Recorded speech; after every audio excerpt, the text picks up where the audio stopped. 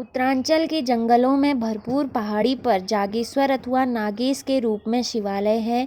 मैंने इससे पूर्व उत्तरांचल के कुमाऊं क्षेत्र में पत्थरों से निर्मित मंदिरों की तस्वीर देखी थी। उनके प्रत्यक्ष दर्शन करने की तीव्र अभिलाषा हमेशा से थी, परंतु इसके दर्शन के पूर्व मुझे यह कल्पना नहीं थी कि यह संपूर्ण मंदिरों की नगरी है और इस तरह शिव मंदिरों को समर्पित है।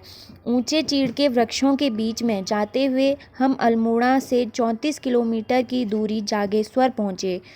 हम जैसे जैसे जागेश्वर नगर के समीप पहुंच रहे थे, देवदार के वृक्ष चीड़ के वृक्षों का स्थान ले रहे थे और घाटी का रंग गहरा हरा हो रहा था। जागेश्वर से कुछ किलोमीटर पूर्व हमें यहाँ के पत्थरों के मंदिरों की झलक प्राप्त होने लगी थी। पहाड़ व रास्तों के बीच बहती एक छोटी नदी के उस पार पहाड़ों की तरफ मंदिरों का एक छोटा समूह खड़ा था। करीब 1 किलोमीटर की दूरी और तय करते ही हम एक घाटी में पहुँचे, जहाँ ऊंचे और गहरे हरे रंग के देवदार वृक्षों के घने जंगल थे और हमने स्वयं को ऊंचे घने पेड़ों में घिरे पाया। रास्ते के एक तरफ कुमाऊं मंडल विकास निगम का यात्री निवास था व दूसरी तरफ जागेश्वर मंदिर समूह। मंदिर परिसर एक ऊंची पत्थर की दीवार से चारों ओर से घिरा हुआ है। यह जागेश्वर धाम कहलाता है। इसकी सीमा के भीतर 124 छोटे बड़े मंदिर स्थित हैं। दूर से ही मंदिरों के शिखर दिखाई पड़ रहे थे।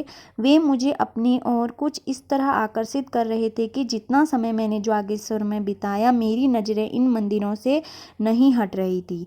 जैसा कि मैंने पहले बताया, जागेश्वर धाम मंदिर परिसर में 124 मंदिर हैं जो भगवान शिव को उनके लिंग रूप में समर्पित हैं।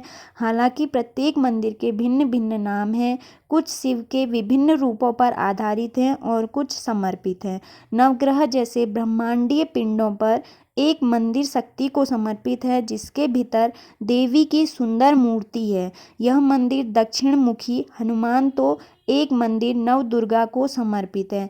अधिकतर मंदिरों के भीतर शिवलिंग स्थापित है। मंदिरों के नाम पर आधारित शिलाखंड पट्टिकाएं मंदिरों के प्रवेश द्वारों पर लगाए गए हैं, जैसे कुबेर मंदिर के ऊपर कुबेर पट्टिका। जागेश्वर धाम पहुंचने हेतु निकटतम बड़ा शहर 34 किलोमीटर दूर स्थित अल्मोड़ा है। हल्द्वानी काठगोदाम से जागेश्वर 120 किलोमीटर की दूरी पर स्थित है। हवाई व रेल सुविधाओं के अभाव में सड़क मार्ग द्वारा ही यहां पहुंचा जा सकता है, तथापि मार्ग अत्यंत सुरम्य व प्राकृतिक है। संपूर्ण मंदिर परिसर व संग्रहालय के अवलोकन हेतु 3 से 4 घंटों का समय आवश्यक है, परंतु पूजा अर्चना व संध्या आरती अर्पित करने की इच्छा रखने वाले पर्यटकों के लिए मेरा सुझाव रहेगा कि वे यहाँ एक संपूर्ण दिवस बिताने की योजना बनाएं। जागेश्वर से 14 किलोमीटर दूर वृद्ध जागेश्वर मंदिर के भी आप दर्शन कर सकते हैं, परंतु मैं आपको आगाह करा दूं कि इस हेतु आपकी थोड़ी पैदल चढ़ाई चढ़नी पड़ेगी। मंदिर के समीप ही कुमाऊं मंडल विकास निगम का विश्राम गृह है, जहां से मंदिर का सुंदर दृश्य दिखाई पड़ता है। अन्य होटल व अतिथि गृह थोड़ी दूर पर स्थित हैं। मंदिर के आसपास स्थित दुकानें आपको सादा भोजन उपलब्ध करा सकते हैं। इनमें से अधिकांश दुकानें रात 5 बजे ही बंद हो जाती हैं। जागेश्वर मंदिर परिसर का सबसे प्राचीन व विशालतम मंदिर है महामृत्युंजय महादेव मंदिर। यह परिसर के बीचों बीच स्थित है। परिसर में प्रवेश के तुरंत बाद आप इस मंदिर को अपनी दाईं तरफ देख सकते हैं। कहा जाता है कि यह प्रथम मंदिर है। यहाँ लिंग के रूप में शिव पूजन की परंपरा सर्वप्रथम आरंभ हुई थी। यहाँ के पुजारी जी आपको पाषाणी लिंग के ऊपर खुदी शिव की तीसरी आंख अवश्य दिखाएंगे। इस महामृत्युंजय महादेव मंदिर का शिवलिंग अति विशाल है और इसकी दीवारों पर महामृत्युंजय मंत्र बड़े बड़े अक्षरों पे लिखा हुआ है। पुरातत्ववेत्ताओं ने दीवारों पर 24 अभिलेखों की खोज की, जो 7वीं से 10वीं ईस्वी की बताई जाती हैं। अभिलेख संस्कृत व ब्राह्मी भाषा में लिखे गए हैं। मंदिर के शिखर पर लगी पाषाणी पट्टिका पर एक राजसी दंपति द्वारा लाकुलिस की पूजा अर्चना प्रदर्शित है। उसके ऊपर भगवान शिव के 3 मुखाकृतियों की शिल्पकारी भी की गई है। पुष्टि देवी मंदिर। यह मंदिर परिसर के दाहिनी और अंतिम छोर पर महामृत्युंजय महादेव मंदिर के पीछे स्थित है। यह अपेक्षाकृत छोटा मंदिर है। इसमें एक छोटा गलियारा है जिस पर तिरछी स्लेट की पत्तियों की छत है। यह एक ठेठ हिमालयी छत है। इस मंदिर के भीतर पुष्टि भगवती माँ की मूर्ति स्थापित है। दक्षिण मुखी हनुमान मंदिर। इस मंदिर में हनुमान की आदमकद मूर्ति है। मुझे यह मूर्ति अपेक्षाकृत नवीन प्रतीत हुई क्योंकि यह मूर्ति बाकी मंदिर परिसर की शिल्पकला से मेल नहीं खाती है। नवग्रह मंदिर। यह एक मंदिरों का एक ऐसा समूह है जो समर्पित है हिंदू ब्रह्मांड शास्त्र के 9 ग्रहों को। इस मंदिर समूह में सूर्य भगवान, शनि भगवान आदि के मंदिर शामिल हैं। केदारनेश्वर मंदिर। जैसा कि हम सब जानते हैं, उत्तराखंड में हिमालय की गोद में स्थित केदारनाथ मंदिर भी एक ज्योतिर्लिंग है। केदारनाथ मंदिर में शिवलिंग एक अनियमित पत्थर के आकार की है। उसी तरह का शिवलिंग जागेश्वर धाम के केदारकेश्वर मंदिर में भी है। दंडेश्वर मंदिर। दंडेश्वर मंदिर परिसर मुख्य जागेश्वर मंदिर परिसर से करीब 1 किलोमीटर की दूरी पर स्थित है। यहाँ एक बड़ा मंदिर व 14 अधिनिष्ठ मंदिर हैं। वस्तुतः यही बड़ा मंदिर दंडेश्वर मंदिर है और एक क्षेत्र का सबसे ऊंचा और विशालतम मंदिर है। इन मंदिरों में कुछ दंडेश्वर मंदिर के समीप ही एक चबूतरे पर स्थित हैं व कुछ इसके आसपास बिखरे हुए हैं। इनमें कुछ मंदिरों के भीतर सादे शिवलिंग योनि पर स्थापित हैं। वहीं कुछ मंदिरों के भीतर चतुर्मुखा लिंग स्थापित है। भगवान शिव यहाँ लिंग रूपी न होते हुए शिला के रूप में भी हैं। पुजारी ने हमें इस मंदिर से जुड़ी दंत कथा के बारे में बताया कि भगवान शिव यहाँ के जंगल में ध्यान मग्न समाधिस्थ थे।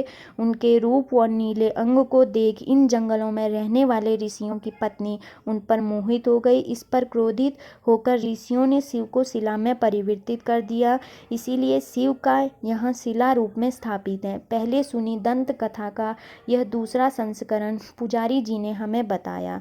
कहा जाता है कि मंदिर का नाम दंडेश्वर दंड शब्द से लिया गया है। हालांकि इस तथ्य का कोई प्रामाणिक अभिलेख मौजूद नहीं है।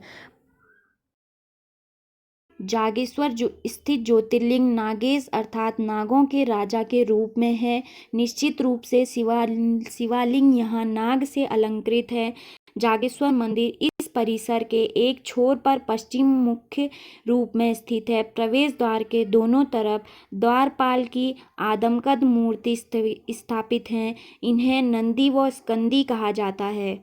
मंदिर के भीतर एक मंडप से होते हुए आप गर्भगृह पहुंचते हैं। मार्ग में गणेश पार्वती जैसे शिव परिवार के सदस्यों की कई मूर्तियां स्थापित हैं। प्रत्येक मूर्ति के ऊपर दैनंदिनी पूजा अर्चना के संकेत दिखाई पड़ते हैं। भूमि पर एक बड़ा शिवलिंग देखा जा सकता है। मंदिर के पुजारी से आप असली शिवलिंग के दर्शन कराने का अनुरोध कर सकते हैं।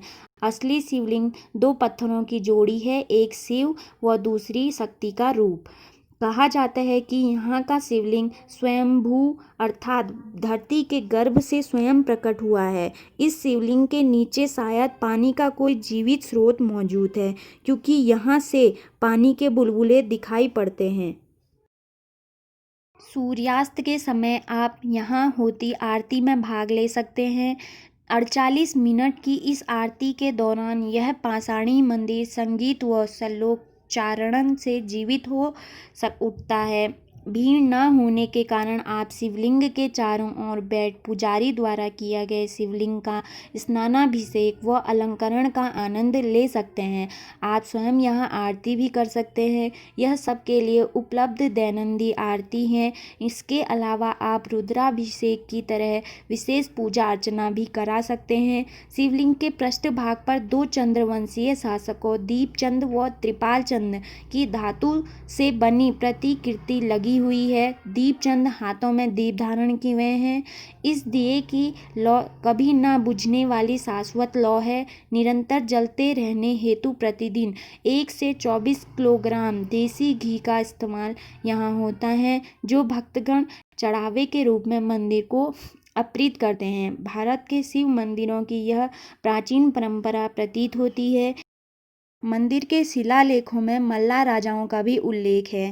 जागेश्वर मंदिर में भगवान शिव से संबंधित दो मुख्य उत्सव मनाए जाते हैं। निसंदेह एक है शिवरात्रि और दूसरा है श्रावण मास, जो जुलाई से अगस्त के बीच पड़ता है। मुझे बताया गया है कि इन दोनों उत्सवों में यहाँ भक्तगणों की भीड़ उमड़ी रहती है। मंदिर की एक पुस्तिका में मैंने पढ़ा कि स्कंद पुराण के मानस खंड में जागेश्वर ज्योतिर्लिंगों की व्याख्या की गई है। इस पुस्तिका के अनुसार पांचवा ज्योतिर्लिंग नागेश दरुक वन में स्थित है। यह नाम देवदार वृक्ष पर आधारित है, जो इस मंदिर के चारों ओर फैला हुआ है। इस मंदिर के आसपास से एक छोटी नदी बहती है, जटा गंगा, अर्थात शिव के जटाओं से निकलती गंगा। जागेश्वर के अन्य पर्याय नाम हैं जागेश्वर, हाटकेश्वर और नागेश्वर।